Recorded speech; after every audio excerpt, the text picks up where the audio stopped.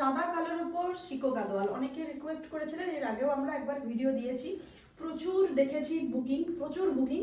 তো আরো একবার মনে হলো যারা স্কিপ করে গেছেন, যারা এখনো পর্যন্ত কেনেনি তাদের জন্য আরেকটা ভিডিও বানিয়ে নিই। তো এই হাতে আমার একটা রয়েছে এবং আমি একটা পরে রয়েছি, দুর্দান্ত কালেকশন। কালার কম্বিনেশন তো নিয়ে কোনো কথা নেই, সাদা কালো শাড়ি হেভি দেখতে লাগে, আর বিশেষ করে শিকো গাদোয়াল যদি হয়ে থাকে না খুব ভালো লাগে। তো এই থাকছে আমার শাড়ির পুরো ফুল লুক, এবং হাতে রয়েছে আমার আরো একটা কালেকশন, সেম শাড়ি আমি একটু খুলে দেখিয়ে দেবো, কারণ ব্লাউজ পিসটার জন্য, বিপির জন্য আপনাদেরকে আরো একবার শাড়ি বিপি অথবা শাড়িটার কাজ ভেতরে কি আছে সেটার জন্য আরো একবার খুলে আপনাদেরকে দেখিয়ে দিচ্ছি। তো এই থাকছে শাড়ির আঁচল পোর্শন, এখান থেকে শাড়ি স্টার্ট হচ্ছে, এইভাবে থাকবে পুরো শাড়ি।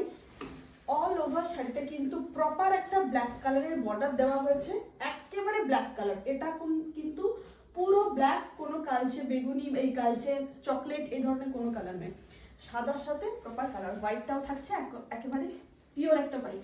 পুরো শাড়িতে কিন্তু আমকলকার বুটি রয়েছে, এবং আমি একটা পরেছি এবং তার সাথে একটা দেখাচ্ছি, একটু কাছ থেকে দেখিয়ে দিই।